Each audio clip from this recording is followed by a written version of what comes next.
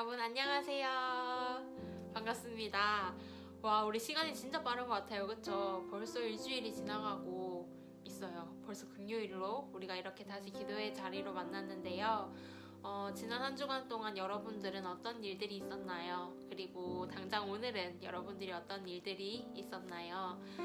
우리가 생각을 해보면 우리는 참 많은 선택의 순간을 지나오는 것 같아요. 지금 우리가 여러분들이 이 자리에 앉아서 우리가 기도회를 하고 있는 것도 여러분들의 선택이지요.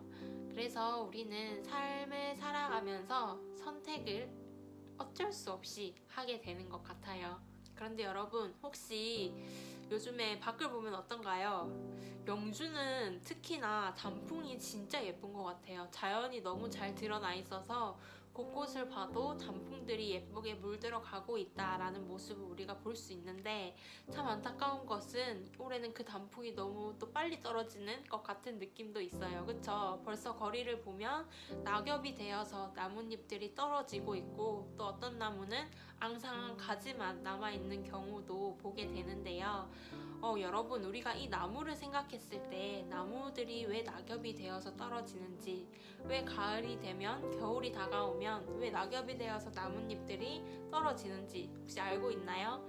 우리 친구들 알고 있는 친구들도 많을 것 같은데요. 이제 원래 나무들은 나뭇잎을 통해서 광합성을 하고 호흡을 해서 나뭇잎을 통해서 영양분이 나무에게 전달이 된대요. 그런데 날씨가 가을과 겨울로 넘어가게 되면 너무나 건조해지기 때문에 이 나뭇잎은 바짝 말라버리게 되고, 그때부터 더 이상 나뭇잎으로 영양분을 공급받을 수 없을 때가 다가온다라는 거죠. 그래서 나무는 선택해야 돼요. 이 나뭇잎을 떨어뜨려야 할지 말아야 할지. 나무는 자연적으로 나뭇잎을 떨구어 내면서 스스로 다음 계절을 준비하고 있다라는 거죠. 왜? 나뭇잎을 그냥 두면 이 나무는 얼어 죽을 확률이 높기 때문에 나무는 스스로 선택을 해서 이 나뭇잎을 떨구어 낸다라는 거죠. 왜 그렇게 하죠? 다음 계절에 더 아름다운 잎과 건강한 잎을 다시 피울 수 있도록 하기 위해서.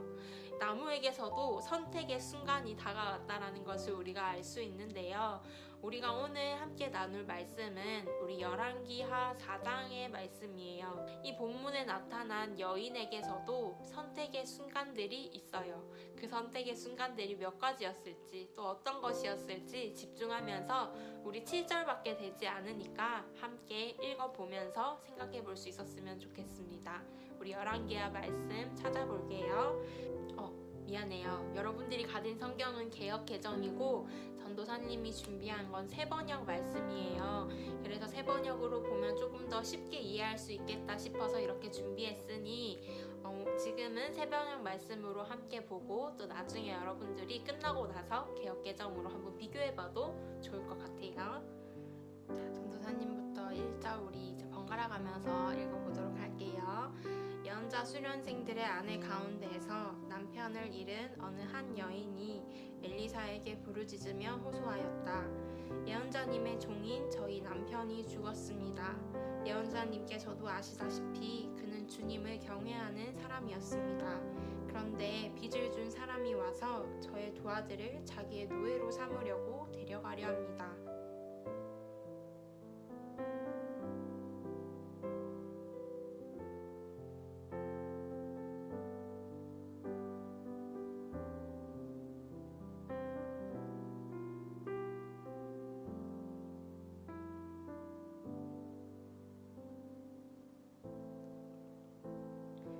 엘리사가 말하였다. 나가서 이웃 사람들에게 빈 그릇들을 빌려 오시오. 되도록 많이 빌려와서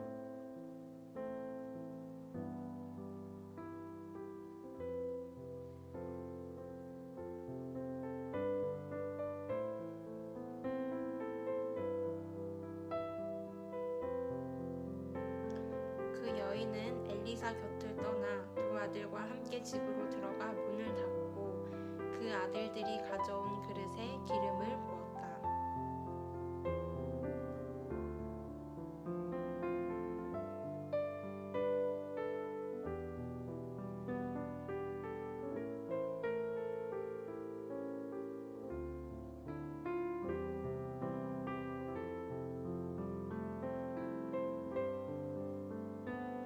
같이 읽겠습니다.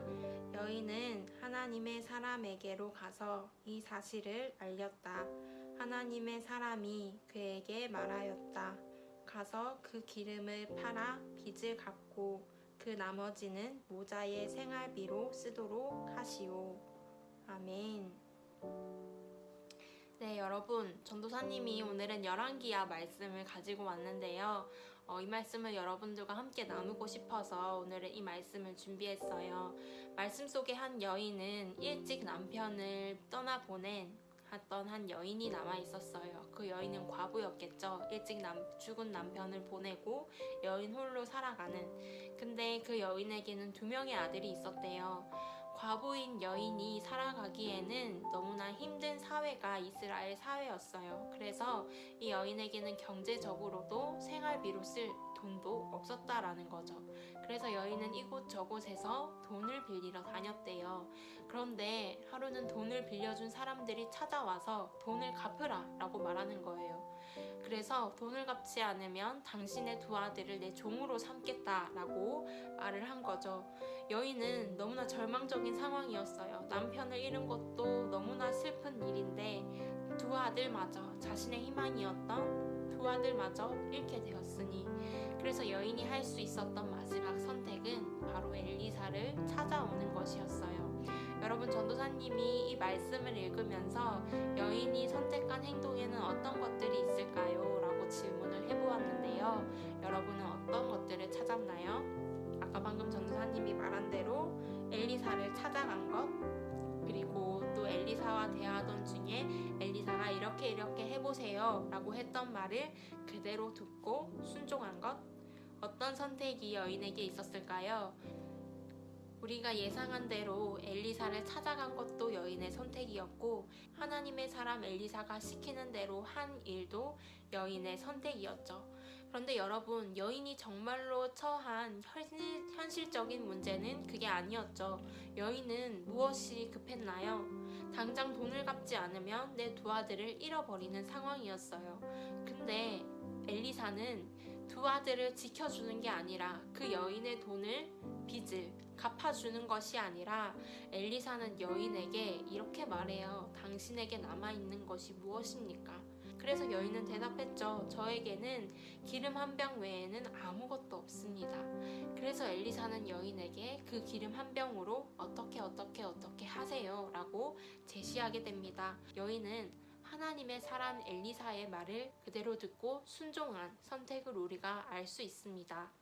그 결과 어떻게 되었나요? 우리 마지막 7절 말씀에 나타나죠.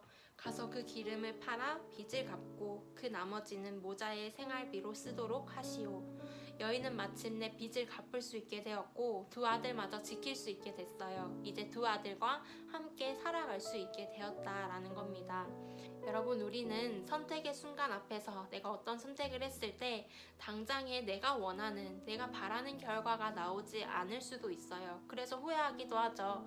내가 이거 안 했으면 이거 안 해도 됐을 텐데, 내가 이 선택을 하지 않았더라면 내가 하지 않아도 됐을 텐데 라고 후회하기도 합니다. 그러나 우리가 선택의 순간에 앞서서 생각해 보아야 할 것은 바로 이 여인의 모습에서 잘 드러나는 것 같아요. 내가 원하는 것이 당장에 주어지지 않을 때도 있지만, 그럼에도 하나님은 자연을 통해서 우리에게도 보여주시죠.